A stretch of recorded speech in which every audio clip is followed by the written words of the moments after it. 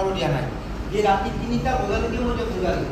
তাৰপিছত দোকান কাৰণ ঘূৰি ক'লে যে মই আজিৰ পৰা মদ খাম বুলি নহয়, কিন্তু ভাইটি কি খোৱা বোলে মই অমুক খাওঁ। তাই কৰিও কণ্টেইনাৰ লৈ হাত দোকান চালি দিয়াত বহুতটা ফুটা হৈ আছে। বোলে ভাইটি কি এইটো ক'ত পোৱা যে মই গুৱাহাটীত যাওঁ আৰু গুৱাহাটীত যাই এইটো বস্তু মই গুৱাহাটীত যাওঁ। বাপেকৰ পৰা পইচা লয়, কিতাপ কিনিব লাগে, ইউনিফৰ্ম লাগে বুলি কয়। কিন্তু অষ্টমমান শ্ৰেণীত পঢ়ে ল'ৰাজনক মই নাম নকওঁ, বৰ্তমান সৰু এটা ইয়াত এনেকুৱা দেখিছোঁ অতি সুচাৰুৰূপে আপোনালোকে এই নিৰ্বাচনটো মানে পৰিচালিত কৰিছে আৰু কোনো এটা গণ্ডগোল হোৱা নাই। ইয়াৰ কাৰণে মই তোমালোকক BSB কলেজৰ ছাত্ৰ ছাত্ৰীসকলক লগতে আমাৰ ছাৰৰ লগতে গোটেই টিমটোকে ধন্যবাদ আৰু কৃতজ্ঞতা জ্ঞাপন কৰিছোঁ।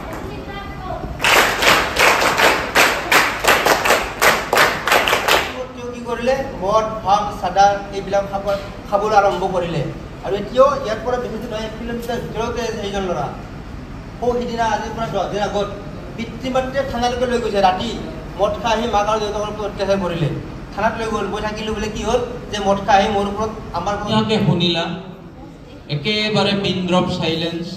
তাৰ দ্বাৰাই বুজা যায় তেওঁ কোৱা কথাখিনি মনোগ্ৰাহী হৈছে, তোমালোকে বুজিবৰ চেষ্টা কৰিছে। আৰু ছাত্ৰ ছাত্ৰীসকলৰ মূল উদ্দেশ্যটোৱে হ'ল বুজাৰ চেষ্টা কৰা। যিটো তুমি তোমাৰ মনেৰে বুজিবা সেইটো আনে কোৱাৰ দৰকাৰ নাই। আনে কোৱা উপদেশবিলাক নিজে হয়তো তোমালোকে ফলো নকৰিবও পাৰা, কিন্তু নিজৰ মনৰ জৰিয়তে যিখিনি উপলব্ধি কৰিবা তাতকৈ ডাঙৰ শিক্ষা আৰু একো হ'ব নোৱাৰে। হৰমনেল প্ৰব্লেম থাকে, সেই গোটেইখিনি কথা তেওঁ খৰচি মাৰি আজি আমাক ক'লে। আশা কৰিছোঁ তাৰ জৰিয়তে তোমালোকে যথেষ্টখিনি উপকৃত হৈছা আৰু ভৱিষ্যতেও আমি এনেদৰে তোমালোকক মটিভেট কৰাৰ কাৰণে আমি তেওঁৰ নিচিনা আন সমল ব্যক্তিও আমাৰ মাজত আমি নিমন্ত্ৰণ জনাম। আজি বিশেষ উদ্দেশ্যলৈ নিমন্ত্ৰণ জনাইছিলোঁ।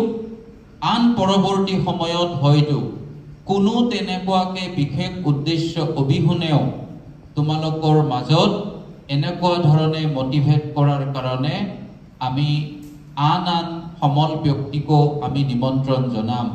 কাৰণ শিক্ষা বা শ্ৰেণীকোঠাৰ ভিতৰত মাত্ৰ চিলেবাছখন শেষ কৰাটোৱে শিক্ষাৰ উদ্দেশ্য নহয়।